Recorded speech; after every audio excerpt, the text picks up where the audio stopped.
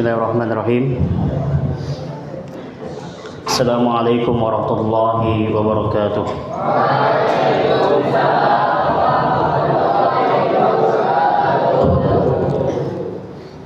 Innal hamdalillah nahmaduhu wa nasta'inuhu wa nastaghfiruh wa na'udzu billahi min sururi anfusina wa sayyiati a'malina. May yahdihillahu fala mudilla lahu wa may yudlil fala hadiya lahu. Asyhadu an la ilaha illallah wahdahu la syarika lah wa asyhadu anna Muhammadan abduhu wa rasuluh. Allahumma salli wa sallim wa barik ala nabiyyina Muhammadin wa ala alihi wa ashabihi ajma'in wa man tabi'ahum bi ihsanin ila yaumiddin, amma ba'd. Qala Allah tabaraka wa ta'ala, ya ayyuhalladzina amanu taqullaha haqqa tuqatih wa la tamutunna illa wa antum muslimun, amma ba'd. Teman-teman sekalian rahimani wa rahimakumullah. Alhamdulillah, di kesempatan malam hari ini, malam Rabu pekan keempat di bulan April 2025, kita kembali dipertemukan oleh Allah tabaraka wa ta'ala di sebuah majelis ilmu yang merupakan taman-taman surga di dunia, yaitu di Masjid Al-Khulafa Ar-Rasyidun di pondok pesantren yang kita cintai ini. Seperti biasa, alhamdulillah, di kesempatan malam Rabu di pekan keempat kita mempelajari tentang kisah para nabi dan rasul. Di pertemuan yang kemarin, beberapa bulan yang lalu, kita telah menceritakan tentang Nabi Adam alaihi salam. Di bagian pertamanya kita telah membahas dan mengisahkan kepada antum semuanya bagaimana begitu istimewanya Nabi Adam alaihi salam terkait dengan penciptaan beliau, di mana Nabi Adam alaihissalam Allah sendirilah yang menciptakan beliau dengan kedua tangan Allah tabaraka wa ta'ala, dan Allah menciptakannya dari tanah, dan bentuk tanahnya seperti apa sudah kita jelaskan di pertemuan sebelumnya. Di antaranya diambil dari berbagai macam tanah, ya, kemudian dicampur dengan air, dan kita sudah tahu, ya, bentuknya seperti apa. Dan itulah menjadi sebab, ya, keturunannya itu berbagai macam, ya. Nah, di antara keistimewaan Nabi Adam alaihi salam yang kedua adalah Allah mengajarkan ilmu langsung kepada Nabi Adam alaihi salam. Ini keistimewaan yang kedua yang diberikan kepada Nabi Adam. Ya, Nabi Adam adalah manusia pertama yang tentu, ya, diciptakan oleh Allah tabaraka wa ta'ala tanpa mengetahui apapun, ya, dari nama-nama benda dan lain sebagainya. Kalau seandainya, ya, manusia-manusia setelah beliau, ya, seperti kita sekarang ini, kita ini bukan manusia pertama. Ada manusia-manusia sebelum kita. Tentu ketika kita lahir ada yang mengajari kita. Sejak kita bayi ada ibu kita yang merawat kita, mengajari kita, ya, sampai kita dewasa ada yang mengajar kita. Tapi karena Nabi Adam ini merupakan manusia pertama, maka Allah langsunglah yang mengajarkannya. Ini keutamaan sangat luar biasa, ya, yang diberikan kepada Nabi Adam. Sebagaimana yang Allah tabaraka wa ta'ala firmankan dalam surah Al-Baqarah ayat 31, Allah berfirman, a'udzu billahi minasyaitonir rajim, wa 'allama Adama al-asma'a kullaha thumma araduhum 'alal malaikati faqala anbi'uni bi asma'i haula'i in kuntum shadiqin. Kata Allah, dan dialah Allah yang mengajarkan kepada Adam nama-nama benda, ya, seluruhnya, seluruh nama-nama benda diajarkan oleh Allah Taala kepada Nabi Adam. Kemudian mengemukakannya kepada para malaikat, lalu berfirman, sebutkanlah kepadaku nama benda-benda itu jika kamu memang benar orang-orang yang benar. Ya, ini keutamaan Nabi Adam alaihissalam. Kemudian qalu subhanaka la ilma lana illa ma 'allamtana innaka antal alimul hakim. Kemudian para malaikat menjawab, subhanak, maha suci engkau ya Allah, tidak ada yang kami ketahui selain dari apa yang engkau ajarkan kepada kami. Sesungguhnya engkaulah yang maha mengetahui lagi maha bijaksana. Ini lanjutan ayatnya ya. Nah, ayat ini teman-teman sekalian menjelaskan bahwasanya Allah Tabaraka wa Ta'ala memuliakan Nabi Adam alaihissalam atas para malaikat. Ya, dengan apa? Dengan ilmu. Ya, karena Allah mengajarkan langsung kepada malaikat.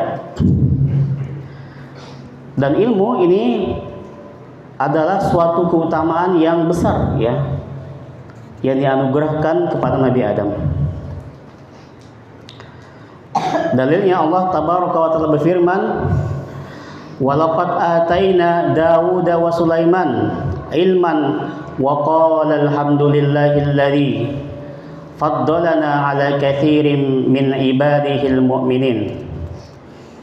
Dalam surah An-Naml ayat 15 Allah berfirman, dan sesungguhnya kami telah memberi ilmu kepada Daud dan Sulaiman, dan keduanya mengucapkan segala puji bagi Allah yang melebihkan kami dengan ilmu atas kebanyakan hamba-hamba yang beriman. Ya, jadi ilmu ini merupakan keutamaan yang besar bagi orang yang Allah anugerahkan kepadanya. Ya, para nabi dimuliakan dari hamba-hamba yang lain diantaranya dengan ilmu. Nabi Allah ajarkan ilmu kepada mereka.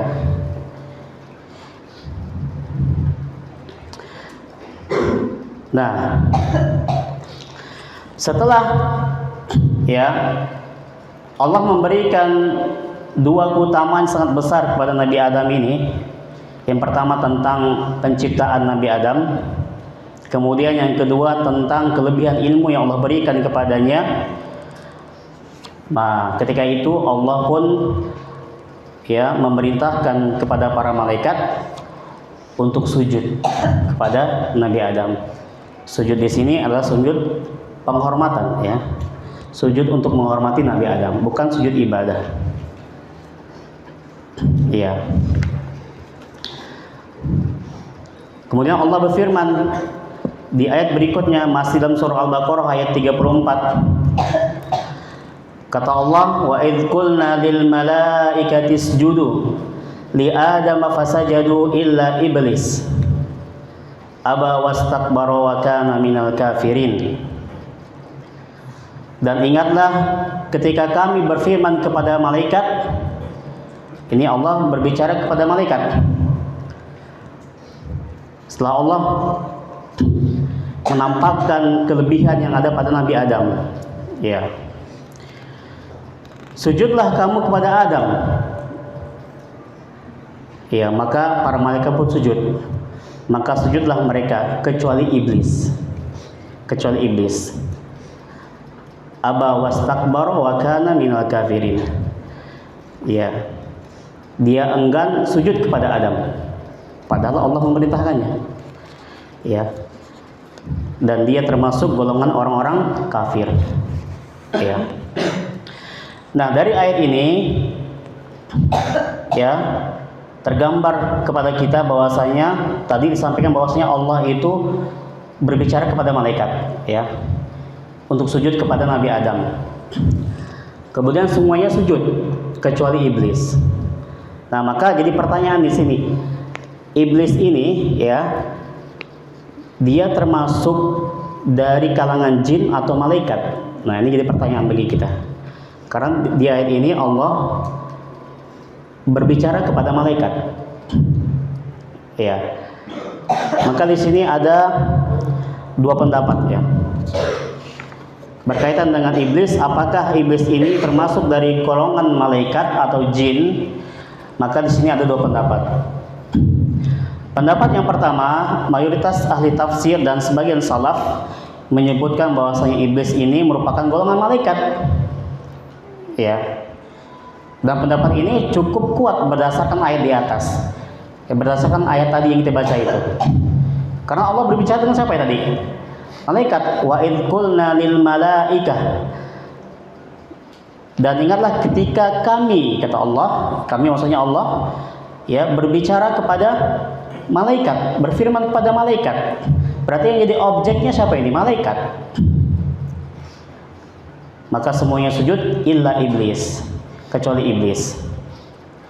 Nah, berdasarkan konteks zahir dari ayat ini, maka ya sebagian salaf berpendapat bahwasanya iblis ini termasuk dari golongan malaikat. Nah, kemudian pendapat yang kedua, teman-teman sekalian, bahwasanya iblis ini berasal dari golongan jin, bukan malaikat, ya.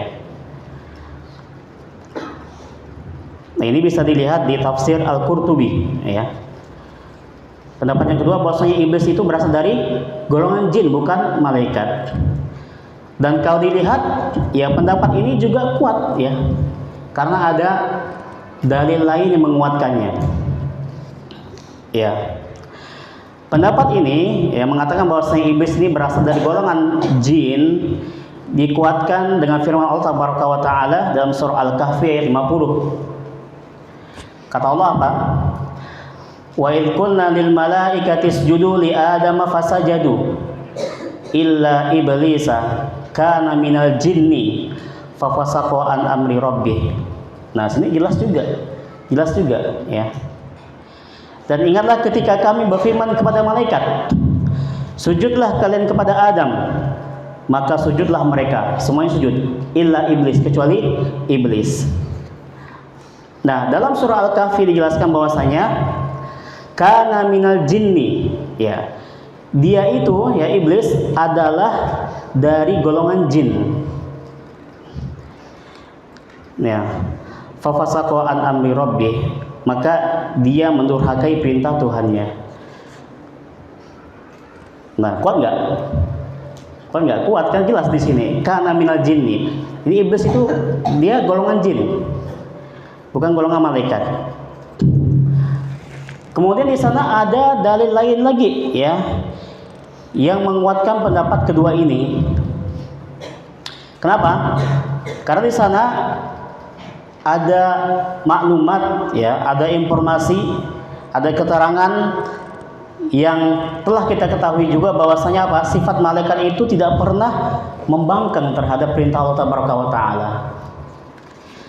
Malaikat itu, ya, di antara sifatnya mereka itu taat terus-menerus kepada Allah Taala, tidak pernah membangkang. Nah, ini membangkang iblis ini. Nah, maka di sini kuat juga bahwasanya iblis bukan dari golongan malaikat. Ya. Allah berfirman dalam surah At-Tahrim ayat 6, la ya'sunallaha ma amaruhum wa yaf'aluna ma yu'marun. Kata Allah Taala, mereka itu, yaitu para malaikat, tidak mendurhakai Allah. Ya, tidak pernah mendurhakai Allah terhadap apa yang Allah perintahkan kepada mereka, dan mereka selalu mengerjakan apa yang Allah perintahkan.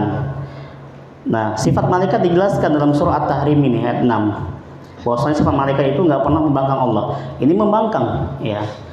Nah, ini semakin menguatkan pendapat yang kedua bahwasanya bahwasanya iblis itu bukan golongan dari malaikat, tapi golongan apa? Golongan jin. Nah, pendapat ini dipilih oleh Syekhul Islam Ibnu Taimiyah dan muridnya Ibnu Qayyim Al-Jauziyah rahimahullahu taala. Ya. Syekhul Islam Ibnu Taimiyah dan muridnya, mereka juga menyebutkan bahwasanya secara asal itu iblis memang dia itu dari golongan jin, ya. dari golongan jin. Akan tapi karena kesolehan yang ada pada iblis ini ya, yang sangat tinggi sekali, maka dia terangkat derajatnya ya. Terangkat derajatnya sehingga dia berada di kalangan para malaikat. Nah, ini disebutkan dalam buku tafsir ya. Jin itu ya, malaikat iblis itu asalnya dia adalah makhluk yang paling taat kepada Allah Taala, paling soleh, paling soleh. Nah, sebelum diciptakannya Nabi Adam alaihissalam, ya, jin iblis itu merupakan apa? Merupakan sosok yang sangat soleh, sangat taat kepada Allah Taala. Dia paling soleh, paling alim, ya, itu iblis. Kenapa bisa jadi kayak sekarang ini? Nanti kita ceritakan.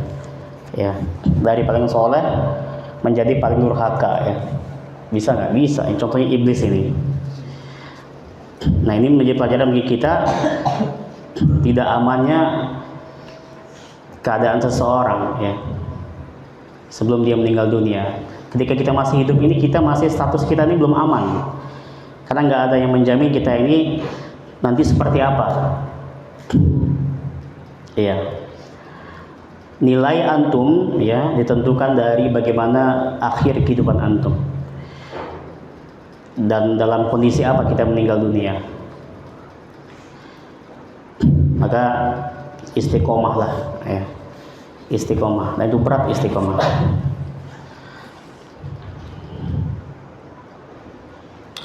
Ya. Jadi saking tingginya kesolehan yang dimiliki oleh iblis, dia terangkat derajatnya sehingga dia berada di kalangan para malaikat.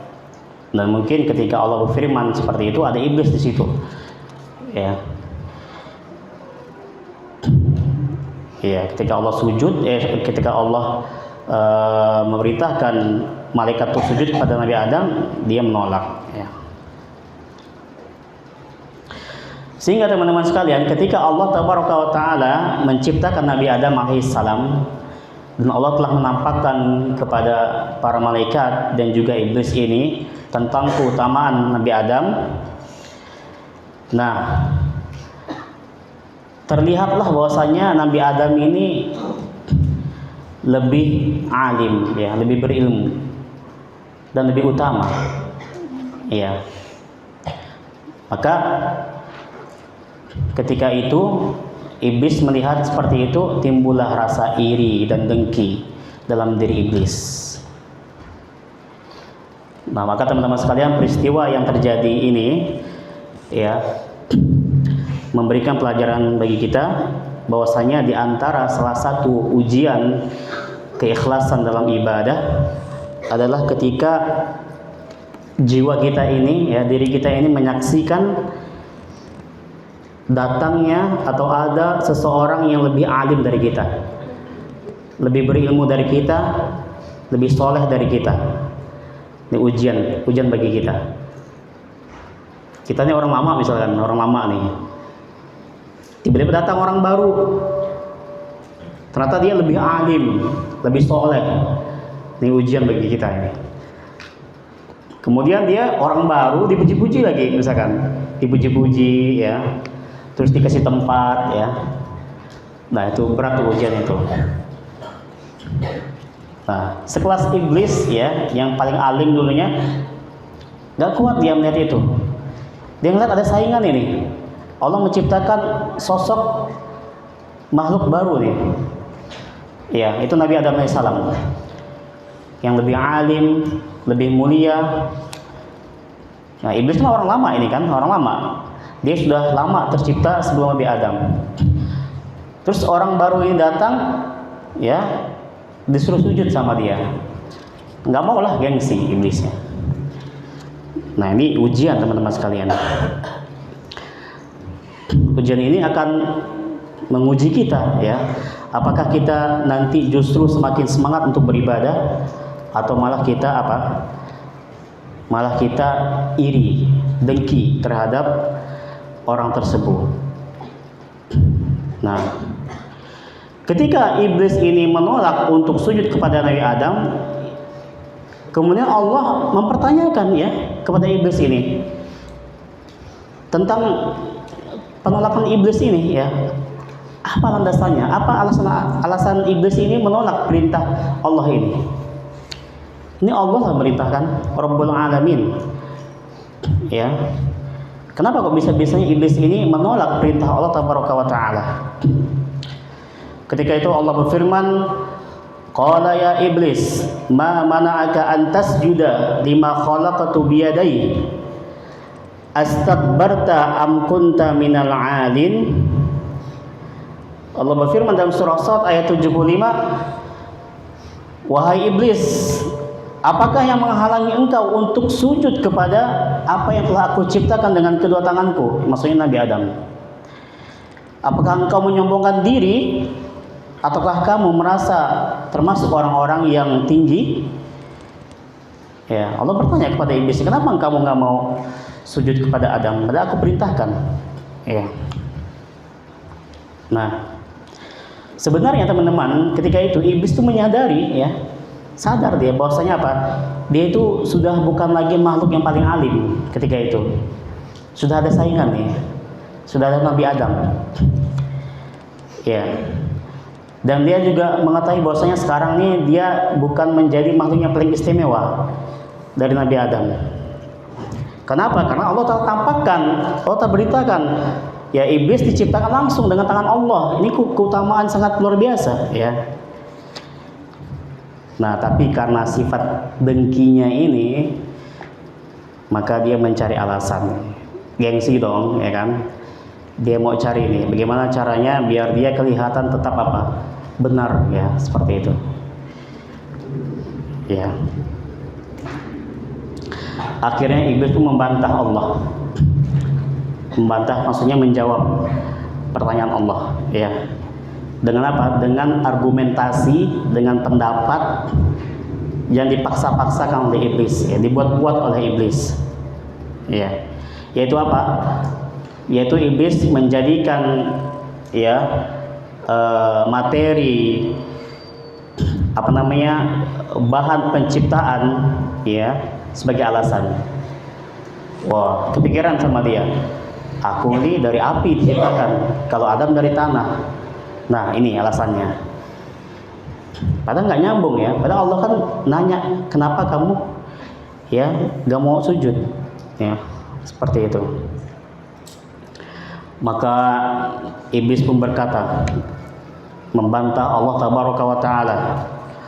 Qala, berkata iblis, ana khairun minhu. Ya Allah, aku lebih baik daripadanya. Aku lebih baik daripada Adam. Khalaqtani min narin. Engkau ciptakan aku dari api. Wa khalaqtahu min tin. Sedangkan dia, yaitu Adam alaihissalam, engkau ciptakan dari tanah. Api sama tanah, ya Allah. Tentu aku lebih mulia. Api lebih mulia. Api membara-bara. Tanah, ya, di bawah kotor. Itu pandangan iblis. Pandangan iblis. Nah, kenapa iblis bisa berkata seperti itu? Tadi, sifat dengkinya itu. Sifat dengkinya itu yang membuat dia seperti itu. Padahal teman-teman sekalian, kalau seandainya objek bantahan iblis itu tentang bahan penciptaan, yaitu tanah dan api, ya, bisa dibantah, ya, dan sangat mudah sekali. Ya. Dan sejatinya apa yang dibantah, ya, argumentasi yang dibantah untuk membantah Allah yang dikatakan oleh iblis ini sangat batil sekali, ya, sangat batil sekali dan bisa dibantah, ya.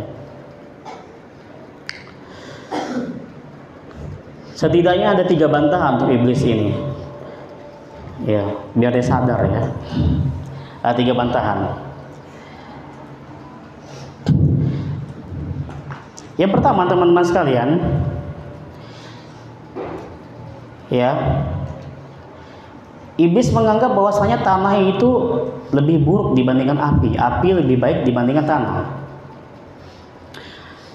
Padahal ya kenyataan hakikatnya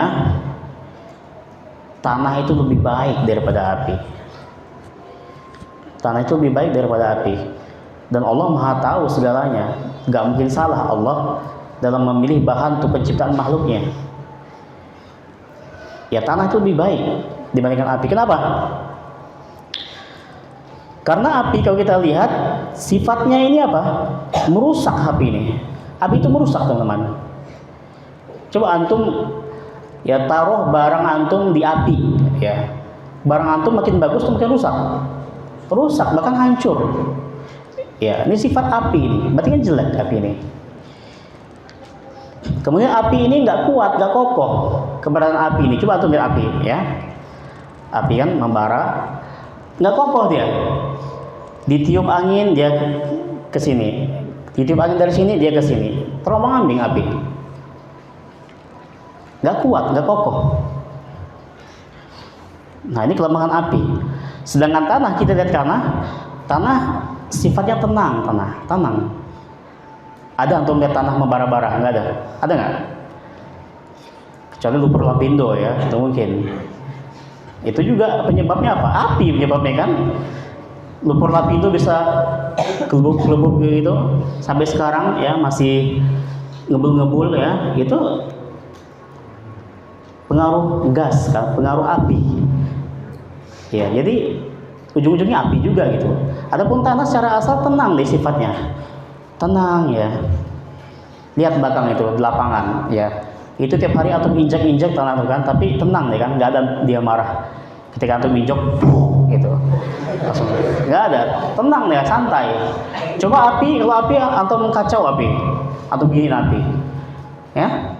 Dia kan yang merantum ya. Nah, kemudian sifat api yang lain itu ya, jadi api ya, api. Sifat api yang lain ya, sifat tanah yang lain. Tanah itu menyuburkan, subur tanah ya. Secara asal tanah itu subur. Ya, bisa menumbuhkan tumbuh-tumbuhan ya.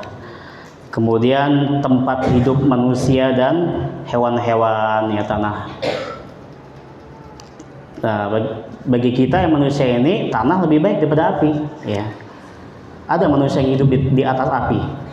Hah? Nggak ada. Kita hidup semuanya di atas tanah ini. Maka tanah lebih baik dibandingkan api. Itu ya bantahan pertama buat iblis. Dia salah, argumentasi iblis itu salah ya.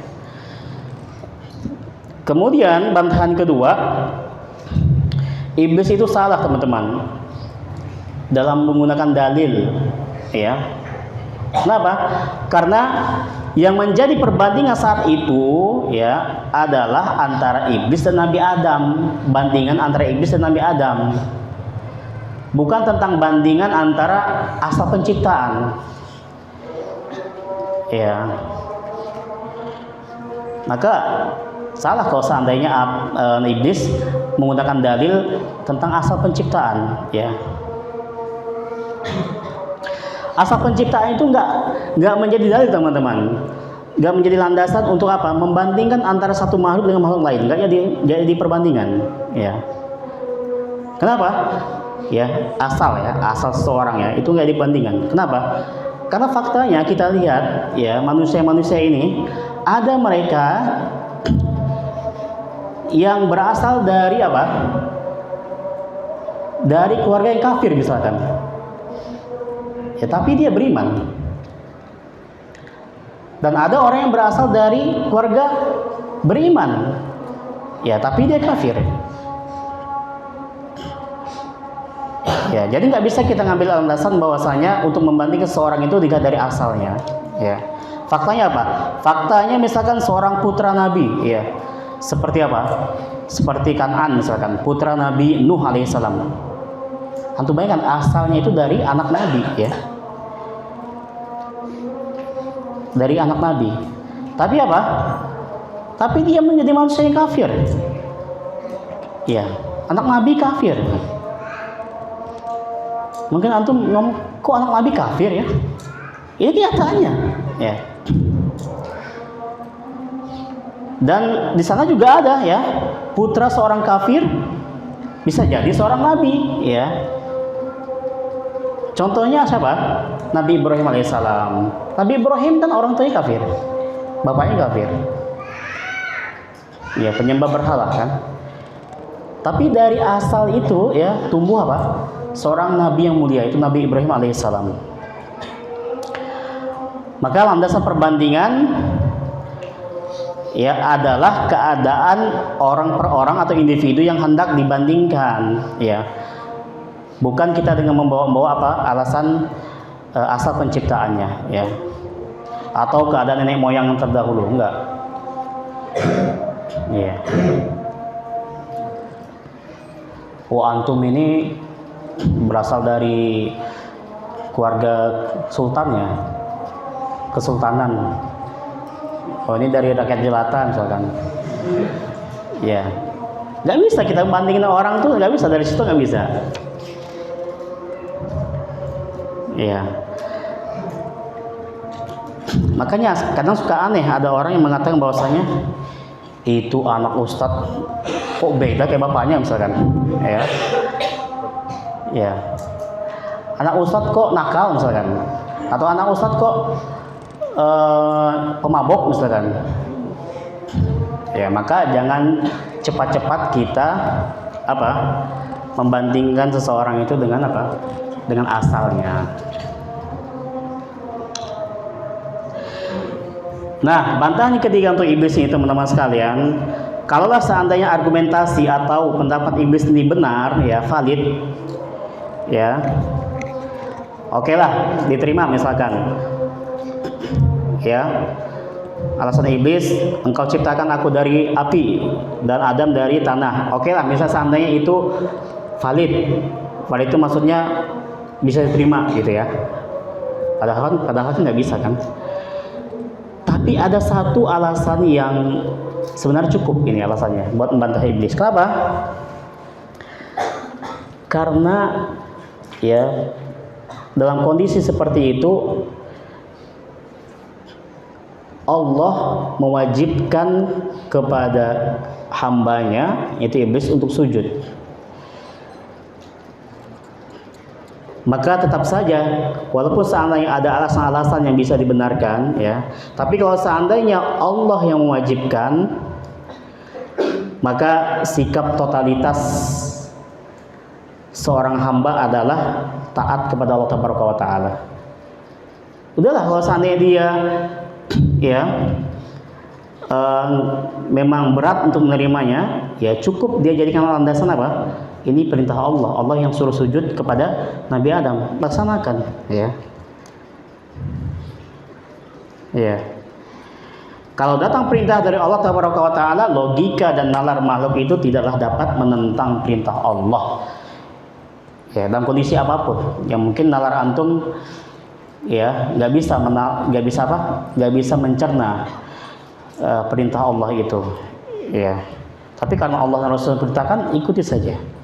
Nah, itu bentuk loyalitas ya, bentuk totalitas kita sebagai seorang hamba.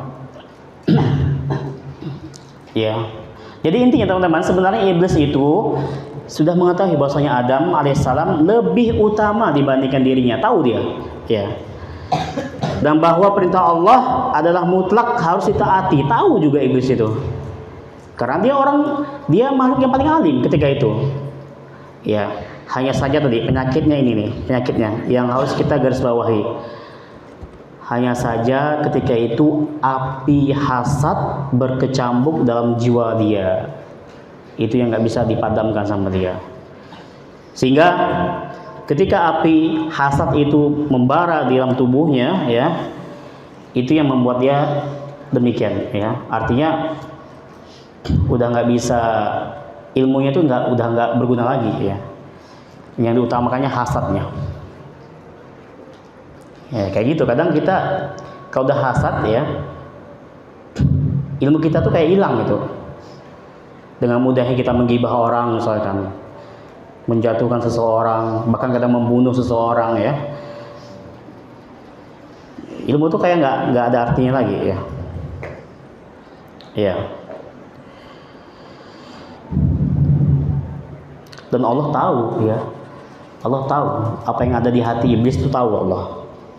Kata Allah, wa a'lamu ma tubduna wa ma kuntum taktumun.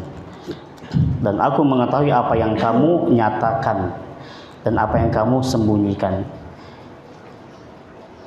Ya. Yang disembunyikan oleh iblis adalah hasad itu, ya. Penyakit hasad. Ya. Jadi yang disembunyikan oleh iblis itu apa? Kesombongan dan hasad. Ya. Walaupun iblis nggak menampakkannya, teman-teman. Apa sih hasad itu, teman-teman? Ada yang tahu nggak hasad itu apa? Hasad ini berbahaya, teman-teman. Dari kisah ini kita ambil pelajaran bahwasanya dosa pertama ya yang terjadi di alam semesta ini adalah hasad. Kenapa? Ini kejadian pertama ini iblis yang melakukannya. Dia hasad kepada Nabi Adam. Ini dosa besar pertama di alam semesta. Ya, hasad. Hasad ini apa? Hasad. Masa nggak tahu? Ya, nah yakin antum tahu lah. Ya.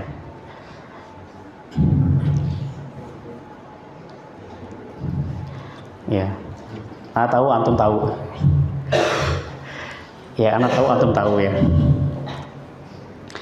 Nah, hasad ini ya, kalau sudah menginggap kepada diri seorang hamba, seorang insan, ya, maka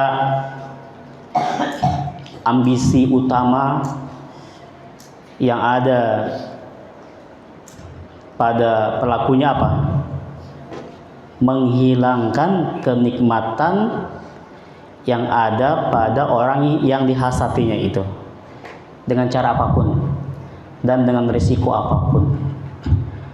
Kalau sudah hasad mengembara, ya hilang semua ilmu dia itu. Ambisinya, ambisi tahu kan ambisi? Keinginan besarnya, ya menghilangkan nikmat yang Allah berikan kepada orang yang dihasatinya. Bagaimanapun caranya dan resiko apapun yang akan ditanggungnya. Contohnya iblis ini. Iblis hasad kepada Nabi Adam. Maka dia berusaha agar nikmat ilmu, nikmat keutamaan yang Allah berikan kepada Nabi Adam itu hilang. Bagaimanapun caranya, apapun resikonya. Resikonya apa yang tanggung iblis ini? Besar resikonya ini. Resikonya dia menjadi makhluk yang paling terkutuk di alam semesta ini. Dilaknat oleh Allah Tabaraka wa Ta'ala, dan bahkan dia dijamin dengan kekekalan neraka gara-gara hasad tuh. Gak peduli dia. Gak apa-apa aku masuk neraka, yang penting Adam celaka. Seperti itu. Itu bahaya hasad tuh. Bahaya gak hasad tuh? Bahaya, bro. Jadi kalau bisa ada hasad di dalam diri kita, hilangkan. Dan di persaingan kehidupan kita seperti ini, apalagi kita di mahat seperti ini, yang situ ada kompetensi, ya, kompetisi, ya. Terus ada apa lagi? Ya, kita berbaur dengan teman-teman yang mungkin Allah ada lebihkan ilmu dari kita, ya. Itu sangat ujian nampak pada kita. Kalau seandainya kita senang, bahagia, bersyukur dengan kelebihan yang Allah berikan kepada teman kita misalkan, maka alhamdulillah, insya Allah hasad nggak ada pada diri kita.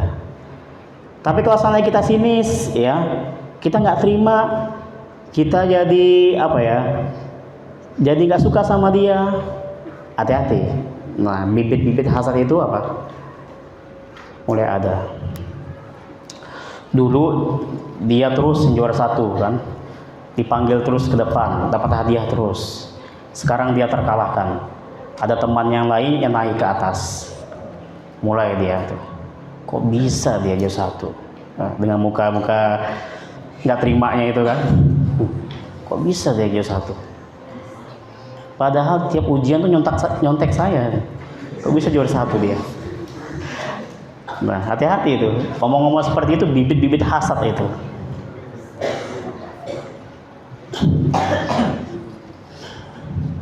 Kalau Zaki kayaknya nggak ada hasad kayaknya. Ya. Oke, lihat temannya sukses, alhamdulillah, oke. Alhamdulillah, ya. Didoakan. Seperti itu ya teman-teman ya. Jadi kita, kalau seandainya kita ini ya tidak diberikan kelebihan oleh Allah Taala, maka kita apa? Introspeksi diri kita, muhasabah diri kita. Nah, seperti itu.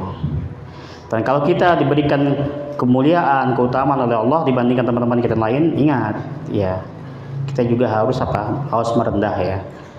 Harus juga merasa bahwasanya ada yang lebih dari kita itu. Nah, seperti itu. Ini saking jahatnya hasad ini, iblis rela dia menanggung laknat selama-lamanya. Dari ya makhluk yang paling soleh, paling alim, jadi makhluk yang dilaknat oleh Allah Taala. Kenapa? Karena dia membangkang Allah. Ya, membangkang Allah, terus dia hasad kepada Nabi Adam alaihissalam. Ya. Dan hukuman iblis ini kapan? Sampai kapan? Sampai kapan teman-teman? Selama-lamanya, abadi. Abadi nggak tahu kita. Unlimited ya. Yang logonya gini kan? Ya. Selama-lamanya. Nggak tahu sampai kapan. Rela dia, rela, nggak apa-apa. Nah, ada yang hasad ya sama temannya. Udahlah, kita habisi aja yuk. Kita bunuh dia. Tanpa pikir panjang dia. Dia nggak berpikir risiko apa yang akan ditanggung dia ini. Dia akan dipenjara, bahkan dia dihukum puluhan tahun mungkin di dalam penjara. Nggak dipikirkan sama dia masa depan dia, keluarganya malu, ya, masa depannya hancur. Nggak dipikirkan sama dia. Penting gimana caranya orang ini tuh mati gitu. Nah, itu aja. Itu bahaya hasad itu. Sehingga teman-teman tadi saya sampaikan ya, hasad ini merupakan dosa pertama yang dilakukan di alam semesta ini. Dan level hasad yang paling tinggi adalah apa yang dipendam oleh iblis ya terhadap Adam alaihissalam. Itu nggak ada yang menandinginya. Nggak ada yang menandingi teman-teman. Lihat resikonya. Resikonya dia dilaknat selama-lamanya. Nah, nggak ada makhluk yang bisa ngalahin iblis ini. Atau mau coba? Hah? Nggak ada teman-teman. Ya, kalau kita ini masih ada takutnya. Ya. Iblis nggak takut ya. Dia langsung lah yang tentang Allah, nggak takut-takutnya dia. Kalau antum paling berani sama guru ya, sama senior antum, sama guru, ya, sama mudir atau sama orang tua ya, antum paling level antum segitu paling. Ya. Tapi tangkap polisi nangis, ya. Sama polisi nggak, masih takut teman-teman. Jadi nggak ada level tertinggi ini iblis, sudah iblis. Udah antum nggak perlu diskusi sama anak. Ya.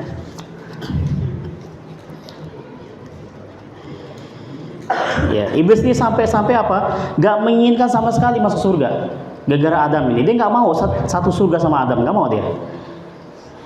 Nah, bayangkan tuh. Gak apa-apa dia dikutuk ya, asalkan apa? Adam dikeluarkan dari surga ini. Saya nggak mau satu surga sama Adam. Ya. Maka karena sudah membangkang seperti itu, iblis pun divonis dengan keabadian di neraka. Teng-teng. Ya. Namun teman-teman sekalian, ya iblis itu karena sudah tahu dia akan masuk neraka, dia nggak mau sendiri dia mau cari teman. Maka dia minta kepada Allah Taala, bayangkan Allah, rahmatnya Allah ya. Seorang iblis berdoa Allah kabulkan. Apalagi kita.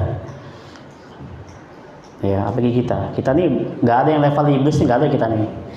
Preman yang paling kejam pun itu belum iblis ya. Nah, apa yang iblis minta? Iblis minta tenggang waktu hidup sama Allah. Ya, sampai kapan? Sampai hari kiamat. Sampai manusia ini dibangkitkan. Buat apa dia itu hidup selama itu?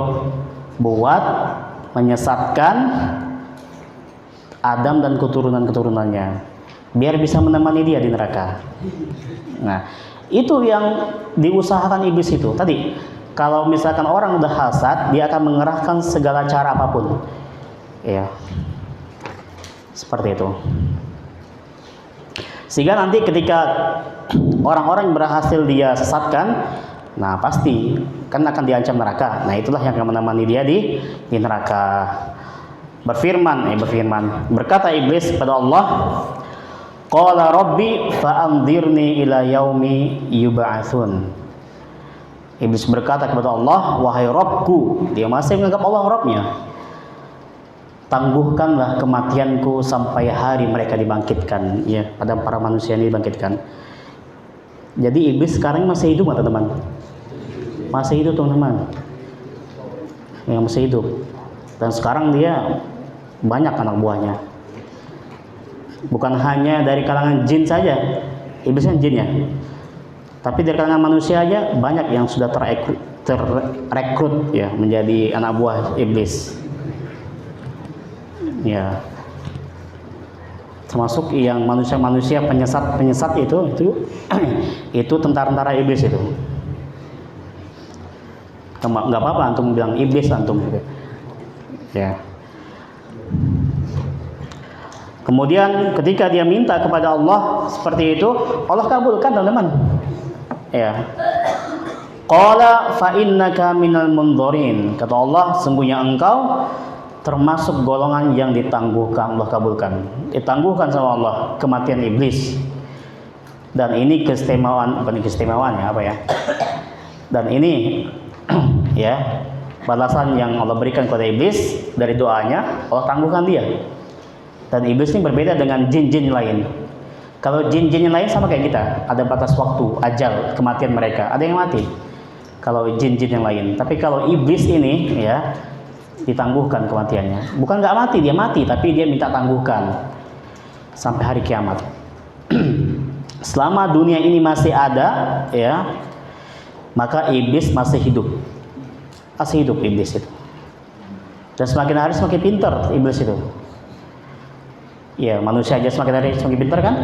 Iblis juga semakin hari semakin pintar.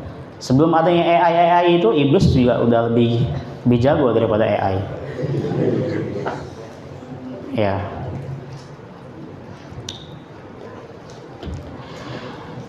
Nah, ayat ini teman-teman menjadi dalil bahwasanya iblis menyadari bahwasanya dia itu nggak akan abadi, dia itu pasti mati, teman-teman.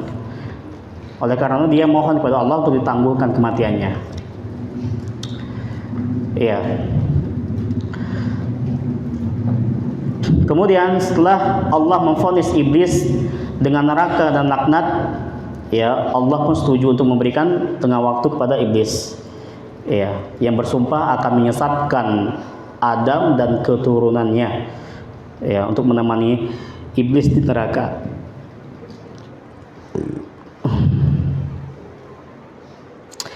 Nah, kemudian ya, setelah kejadian iblis ini, Allah pun menciptakan Hawa. Untuk apa? Untuk menemani Nabi Adam alaihissalam di surga, ya. Setelah Allah ciptakan Nabi Hawa, ya, maka Allah perintahkan Adam dan Hawa ini untuk masuk ke surga Allah, ya, hidup bersama di surga Allah tabaraka wa taala.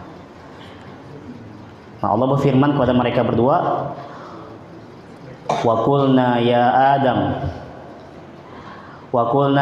Adam uskun anta wa zawjukal jannah wa kula minha ragadan haitsu syi'tuma wa la taqraba hadhihi asy-syajarata fatakuna minadh dhalimin. Allah berpesan nih kepada Adam ini dan istrinya, wahai Adam, masuklah kamu dan istrimu yaitu Hawa ke dalam surga, dan makanlah makanan-makanan yang banyak, ya, lagi baik yang kamu sukai di surga ini. Bebas makan semuanya yang kamu mau. Nah, tapi ada peringatan dari Allah Taala sebagai ujian kepada Adam dan Hawa. Dan janganlah kamu dekati pohon ini, ya kata Allah. hadhihi asyajarah, ya, pohon ini, jangan dekati. Ya. Nanti kamu masuk orang-orang yang zalim. Allah suruh, ya, jangan dekati pohon ini. Ya. Nah, ada celah nih kata iblis. Ya, untuk menyesati mereka berdua ini. Untuk apa? Ya, melanggar perintah Allah. Ya. Allah jelaskan tentang nikmat surga kepada Nabi Adam, ya. Innalaka alla taju'a fiha wa la ta'ra. Ya, sesungguhnya, ya, ada jaminan untukmu di surga ini, yaitu engkau tidak akan kelaparan di dalamnya dan tidak akan telanjang juga. Ya. Wa annaka la tadma' fiha.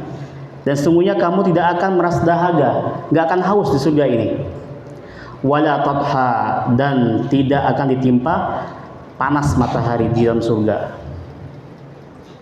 Tetapi, ya, Allah peringatkan juga kepada Nabi Adam bahwasanya ada iblis nih yang akan menggodamu. Iblis sudah bersumpah tadi kan, dan dia berambisi untuk mengeluarkan engkau dari surga. Hati-hati Adam, ada iblis, ya. Engkau jangan sampai mendengarkan perkataan iblis. Allah peringatkan nih kepada Nabi Adam. Ya. Allah berfirman, "Faqulna ya Adam, inna hada aduwwun lak wa li zawjika fala yukhrijannakuma minal jannah fatashqa." Kemudian kami berfirman kepada Adam, wahai Adam, sesungguhnya ini iblis ini, dia itu adalah musuh bagimu yang nyata, ya, musuh bagimu dan musuh juga bagi istrimu.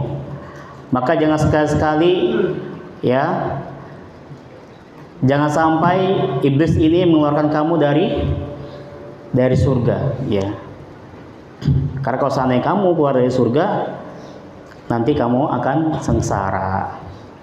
Dan diperingatkan oleh iblis oleh Allah Tabaraka wa Ta'ala. Nah, tadi kan Allah sudah larang Adam, ya. Kemudian Allah peringatkan ada iblis yang akan mengganggunya. Dilarang dari mendekati pohon, terus jangan dengarkan iblis karena dia musuh kamu. Ya, tapi begitulah yang namanya musuh pinter, ya. Ya, pinter. Berapa banyak kita ini yang terkadang sudah tertipu sama musuh kita. Kita tahu dia itu musuh kita, tapi kita masih aja ketipu sama dia. Ada nggak kayak gitu? Ada, ya. Kita tahu nih dia ini kalau ngutang nggak pernah bayar, tahu kita. Tapi masih aja kita pinjamkan. Ya, ketika dia minta utang masih kita pinjamkan, Nah, itulah, ya, manusia. Kita kan keturunan Adam ini. Bismillah.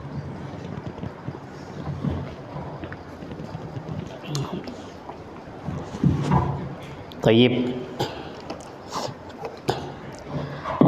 Kemudian apa yang terjadi, teman? Ya, benar saja, ya, apa yang disampaikan oleh Allah Taala. Seketika itu iblis pun langsung memenuhi sumpahnya tadi. Sumpahnya apa? Apa Nadif sumpah iblis? Sumpah iblis apa? Dia bersumpah untuk menyesatkan Adam dan keturunannya, ya, biar bisa menemani iblis di neraka. Maka untuk memenuhi sumpahnya, langsung iblis menggoda Adam dan Hawa. Ya. Allah berfirman, "Fawaswasa ilaihi asy-syaitan. Qala ya Adam, hal adulluka ala syajaratil khuldi wa mulkin la yabla." Sungguh indah perkataan iblis. Iblis pun membisikkan kepada Adam dengan pikiran jahat kepada Adam. Tapi kata-katanya baik, ya. Pikirannya licik. Ya. Hehehe gitu, ya. Adam, hai Adam, maukah aku tunjukkan kepadamu pohon keabadian, pohon khuldi? dan kerajaan yang tidak akan membinasakan kalian, kerajaan yang tidak akan binasa. Maukah aku tunjukkan? Ya. Itu siasat iblis. Ya, kata-kata yang manis tapi ya menghancurkan. Ya, tabiat manusia kalau diiming-imingi perkataan yang menggoda, ya dia ada rasa ingin mengikuti. Cobalah, cuma sekali doang. Coba sekali aja, gak apa-apa kok. Itu iblis tuh. Pikirannya tuh licik sebenarnya, mau menjebak antum. Cuman dia pakai kata-kata yang manis ya. Sekali aja coba. Antum langsung berpikir kan, oh iya benar juga, cuma sekali aja kok. Ya pasti gak akan apa-apa lah. Nah, coba sekali. Udah langsung antum. Itu syaitan tuh kayak gitu. Ini pelajarannya ini nih. Antum belajar dari iblis ini. Ya, gimana dia menyesatkan Adam ini. Orang kalau menyesatkan umat, ya, menyesatkan seseorang, ya, tentu keburukan itu dihiasi, teman-teman, biar bisa diikutin. Kalau ditampakkan nggak mungkin diikutin lah. Nah, iya. Nah, siasat iblis ini dalam menggunakan Nabi Adam ada 3 di sini, sehingga berhasil ya. Ya, Nabi Adam terpengaruh. Pertama, iblis menggoda Adam dan Hawa dengan iming-iming keabadian hidup di surga. Dengan apa? Dengan syaratnya memakan buah yang ada di pohon yang terlarang, yaitu pohon hadi sajarah itu kan, pohon yang Allah larang. Nah, Allah kan nggak menjamin keabadian kepada Adam. Nah, iblis ngasih tahu nih, antum mau abadi nggak hidup nih? Nah, sebagai seorang manusia ya, diiming-imingkan dengan keabadian hidup di surga, enak di surga itu, maka terpengaruh dia. Caranya itu makan buah yang ada di pohon itu. Padahal udah dilarang sama Allah kan? Sudah. Terus lihat bahasa iblis itu, begitu liciknya iblis. Dia menamai pohon itu dengan pohon khuldi, pohon keabadian. Padahal Allah nggak menamain dengan khuldi. Itu iblis tuh yang ngasih nama khuldi itu. Kayaknya antum jangan ikut-ikutan. Kalau antum bilang pohon itu pohon khuldi, berarti antum ikut iblis ya. Ya. Allah nggak namai pohon itu ya. Cuma Allah larang aja jangan dekati pohon itu. Tapi begitu dahsyat iblis dinamai pohon itu tuh dengan pohon keabadian. Insyaallah antum makan satu buah antum abadi, gak akan mati antum hidup. Ya. Nah, insyaallah ya. Iya. Maka apa? Iblis mengetahui teman-teman bahwasanya Allah itu nggak menghendaki keabadian ya untuk Adam alaihissalam. Ya, ia juga mengetahui bahwasanya keabadian di surga itu adalah iming-iming yang menggiurkan bagi Adam. Ya, coba kalau antum udah berada di sebuah situasi, tempat atau keadaan yang memang udah enak ya. Ya, di dunia ini. Antum udah apa misalkan? Udah jadi presiden misalkan, itu kan kondisi yang paling mengenakan sebuah negara kan, jadi presiden ya, orang nomor 1 ya. Nah, antum diiming-iming, antum nggak akan apa namanya runtuh nih jadi presiden, antum pasti senang ya. Nggak ada orang yang mau hancur dari kehidupannya. Nah, karena ini strategi yang paling jitu menurut iblis, maka dia lancarkan kepada Adam. Nah, dia berkata apa tadi? Bagus kan? Tawaran, ya, tawaran menyesatkan. Wahai Adam, hal adulluka ala syajaratil khuldi? Mau nggak engkau aku tunjukkan pohon keabadian, yang mana kalau seandainya kamu makan satu buah dari pohon itu, kamu akan jadi manusia yang abadi, gak akan mati. Wah. Di sini iblis mengiming-imingi Adam dengan 3 perkara: kehidupan yang abadi, kerajaan surga yang kekal, bahwasanya nanti surga itu Adam yang memimpinnya selama-lamanya, dan status Adam nanti sebagai penguasa, sebagai raja, sebagai pemilik, ya. Ya, bukan sebagai yang diperintahkan. Wah, senang Nabi Adam. Kemudian yang kedua tadi ya, dia menamai pohon itu dengan nama yang indah, ya. Padahal Allah nggak namain pohon itu dengan syajaratil khuldi, ya. Ini kedustaan sangat besar yang dibikin oleh iblis, laknatullah alaih. Begitu juga sekarang, teman-teman. Nah, betapa banyak kesesatan, bid'ah, maksiat yang sekarang ini dipercantik nama-namanya oleh orang yang membuatnya. Allah nggak sebut benda itu seperti itu, tapi ada orang-orang yang menamakannya dengan sesuatu yang indah. Allah sebut riba dalam Al-Quran, orang bilang bunga. Jadi indah nggak? Indah. Karena riba itu, ya, Allah haramkan dalam Al-Quran. Orang sudah pada tahu kalau seandainya riba, wih haram ini. Nah, biar nggak haram, kita ubah namanya jadi bunga.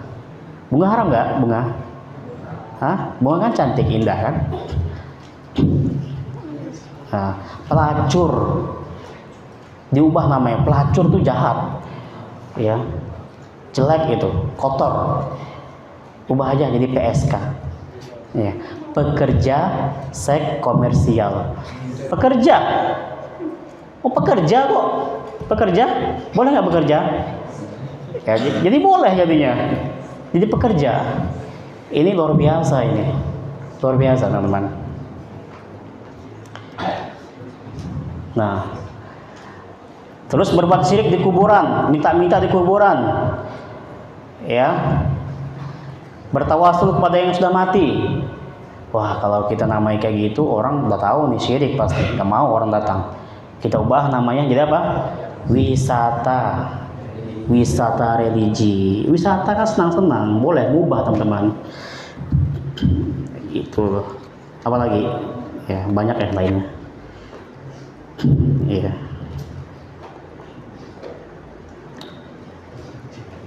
Iya.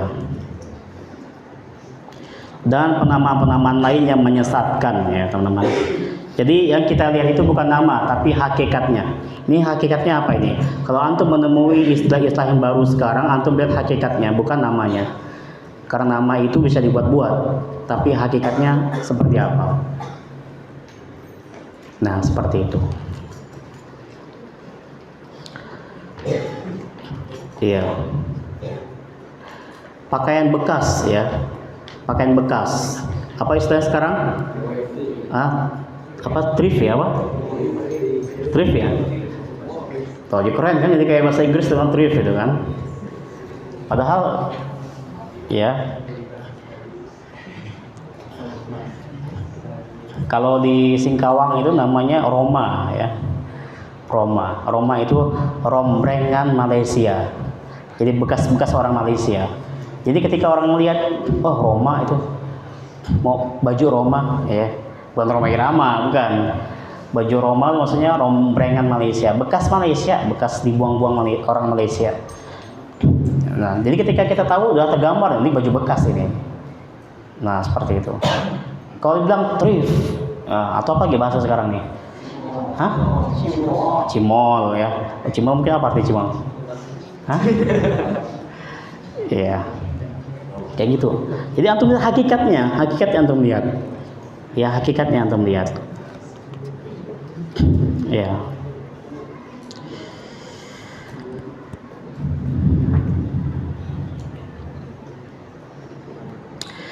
Kemudian yang ketiga, siasat iblis itu, ya, dia menghiasi rayuannya dengan sumpah. Itu yang bikin orang tertarik itu. Demi Allah, Sungguh benar. Percayalah. Nah, percaya sama saya, Bang. Ya Allah, masa gitu aja nggak percaya, Bang. Itu tuh bahaya tuh, dan perkataan setelahnya. Ya, antum ini berapa lama berteman sama anak, itu aja nggak percaya, Bang. Nah, bisa aja teman-teman yang selama ini membersamain kita, ya, di akhir pertemanan dia menyesatkan kita, bisa nggak? Bisa, teman-teman. Ya, nggak ada pertemanan yang abadi kecuali di surga nanti. Antum catat tuh ya kata-kata mutiara itu, jangan dilewatkan. Ya,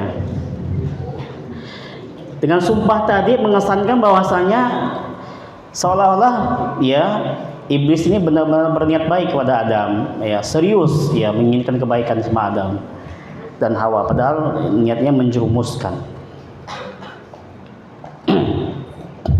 Berkata iblis, ya, wa qasamahuma inni lakuma laminan nasihin. Iblis bersumpah kepada Adam dan Hawa, sungguh aku ini adalah orang yang menginginkan kebaikan untukmu, Adam. Ya, aku pengen kamu itu abadi. Percayalah. Ya, percayalah. Makanlah buah itu, kamu akan menjadi manusia yang abadi. Ya, seperti itu. Tayyib. Kita singkat aja ya. Akhirnya apa akhirnya? Antum udah tahu ceritanya ya? Ya, sini sih, ceritain. Akhirnya Nabi Adam pun memakan buah yang ada di pohon tersebut, ya, bersama dengan istrinya Hawa. Kemudian Allah berfirman, fa'akala minha fabadat lahuma sautuhuma wa tafiqa yaksifani alaihima min warqatil jannah wa asa adamu rabbahu faghwa. Fa'akala, maka mereka berdua pun makan, ya, minha, dari pohon itu, ya. Seketika ketika mereka makan, lalu nampaklah bagi keduanya aurat-aurat mereka, ya. Kan sebelumnya kan mereka tuh ditutup ya auratnya sama Allah Ta'ala. Nah, sehingga apa? Sehingga mereka berdua mulailah menutupi auratnya dengan daun-daunan yang ada di surga. Ya, dan durhakalah Adam kepada Allah dan sesatlah dia. Nah, bukan keabadian yang dapat, malah dia menjadi orang yang tersesat gara-gara iblis nih. Iya. Bukannya kenikmatannya aku dapat, ya, ternyata aku digebrek polisi. Gebrek ya? Apa? Gebrek, gerebek ya. Digerebek polisi. Ya, itu dari kata-kata tadi tuh yang menghanyutkan itu. Sebentar aja, Bang. Ya. Dikit aja, Bang. Ya. Baru dikit langsung, ya, polisi datang. Ya, sama kayak orang korupsi itu ya. Orang korupsi yang tertangkap tangan kadang tuh kan. Ya, itu kan, ini Pak, ada sedikit buat Bapak ya. Ada sedikit buat Bapak.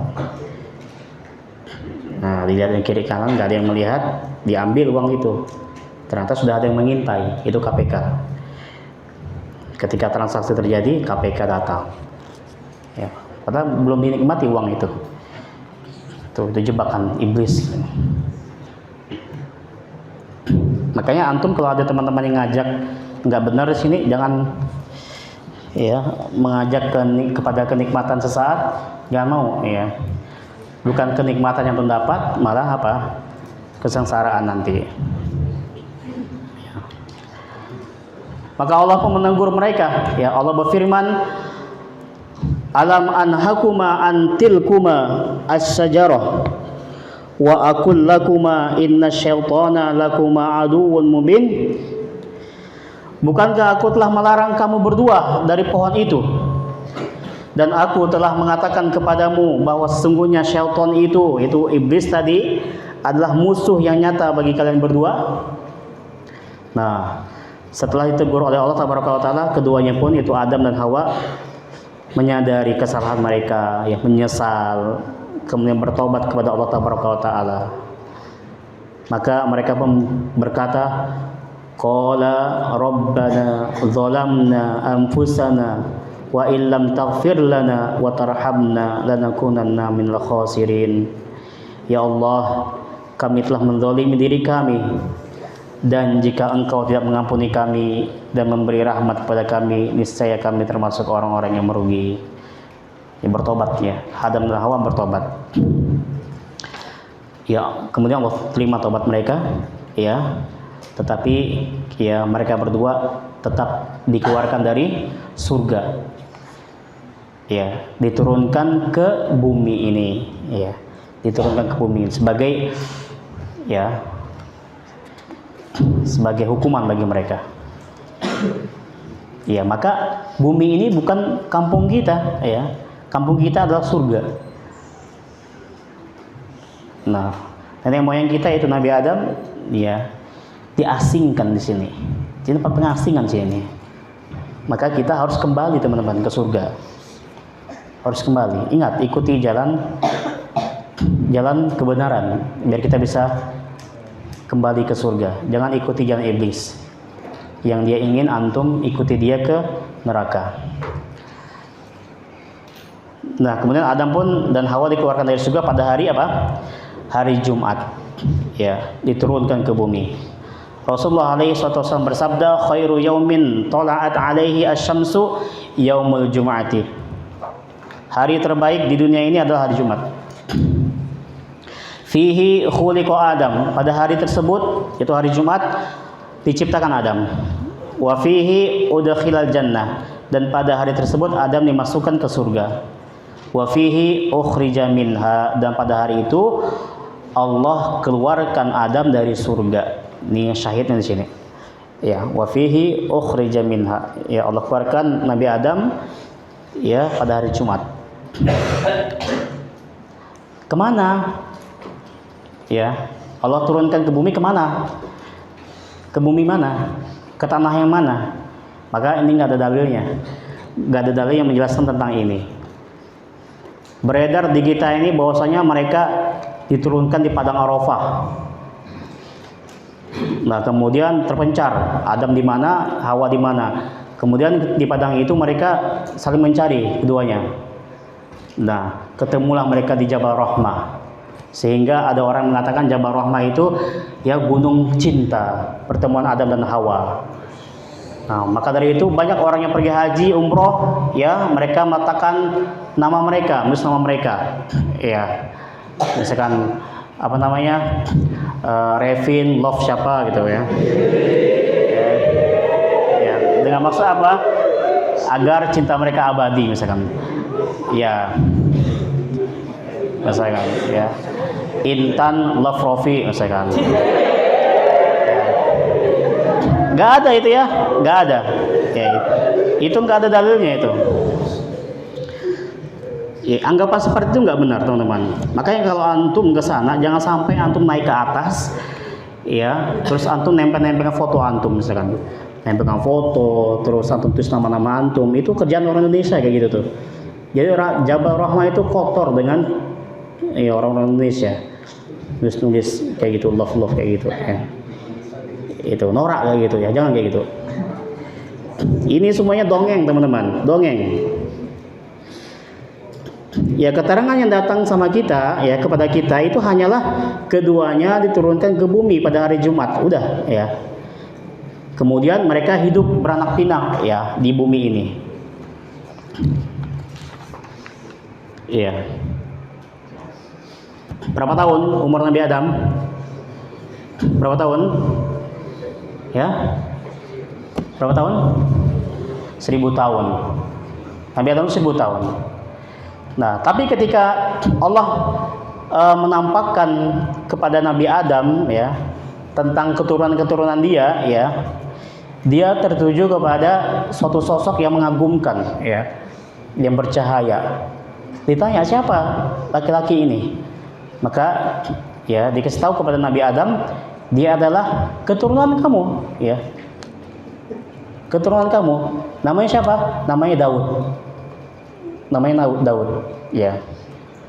Oh, kagum-kagum ya Nabi Adam. Berapa umurnya? Ya. Berapa lama dia akan hidup di dunia ini? 60 tahun. Mendengar 60 tahun, kasihan Nabi Adam. Karena rasa sayangnya kepada Daud, maka dihibahkannya umurnya. Ya, tolong tambahkan atau kasih umur aku 40 tahun kepada Daud, biar genap jadi 100 tahun. Jadi berapa sekarang umur Nabi Adam? 960 tahun. Ya. Falamma qudiya umru Adam ja'ahu malakul maut. Ya, ketika ya sudah sampai waktunya batas umur Nabi Adam, datang malaikat maut ini ke Nabi Adam untuk apa? Mencabut nyawa Adam.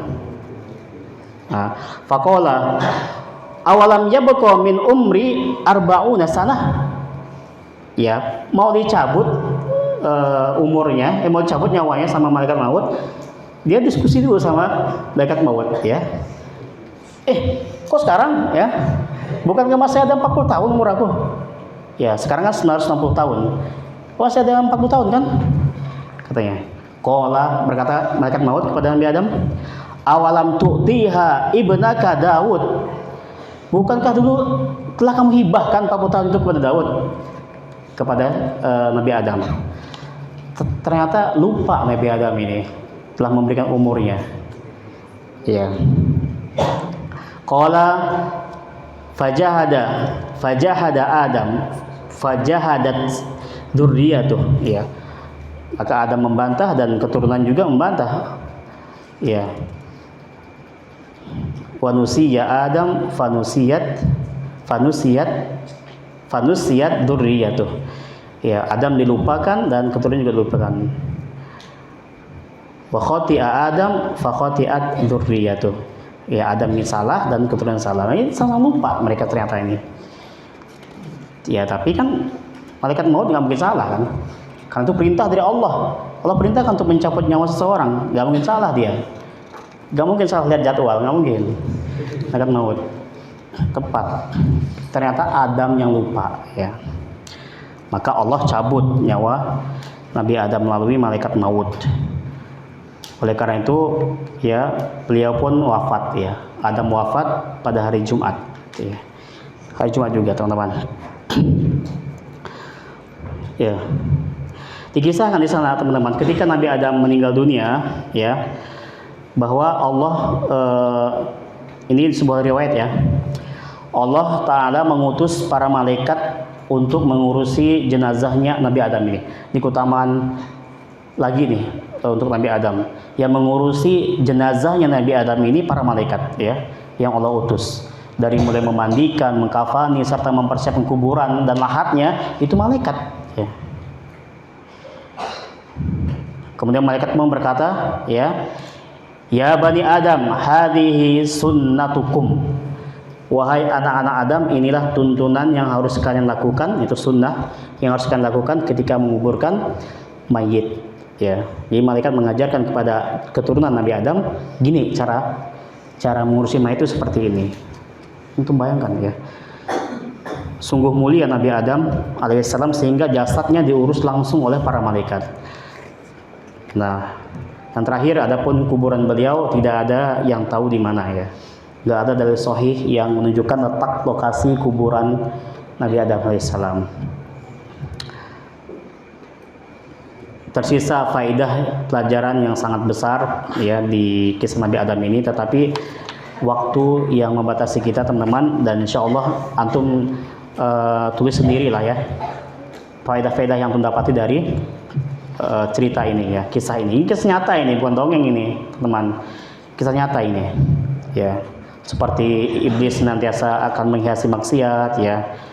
Di antara tujuan iblis itu agar manusia menyingkap auratnya, ya. Terus tentang sujud tadi itu ya, sujud itu ada dua ya, ada sujud penghormatan dan sujud ibadah,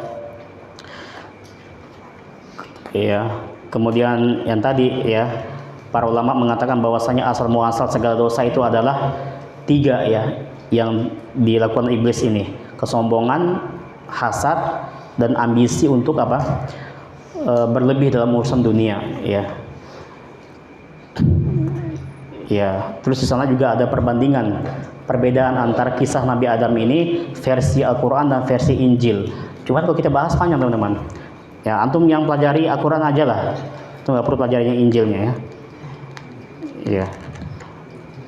Bisa-bisa subuhat masuk ke antum. Ya teman-teman, kita cukupkan pertemuan kita di malam hari ini. Insya Allah sudah panjang lebar kita berbicara tentang Nabi Adam. Mudah-mudahan ini memberikan cukup informasi kita tentang kisah singkat perjalanan Nabi yang sangat agung, Nabi pertama, manusia pertama yang Allah ciptakan. Ya, sangat penuh dengan hikmah sekali. Kita tutup dengan doa kafaratul majlis. Subhanakallahumma bihamdik asyhadu an la ilaha illa anta astaghfiruka wa atubu ilaik. Wa sallallahu ala nabiyyina Muhammad wa ala alihi wa ashabihi ajma'in. Wa akhiru da'wana anil hamdulillahi rabbil alamin. Assalamualaikum warahmatullahi wabarakatuh.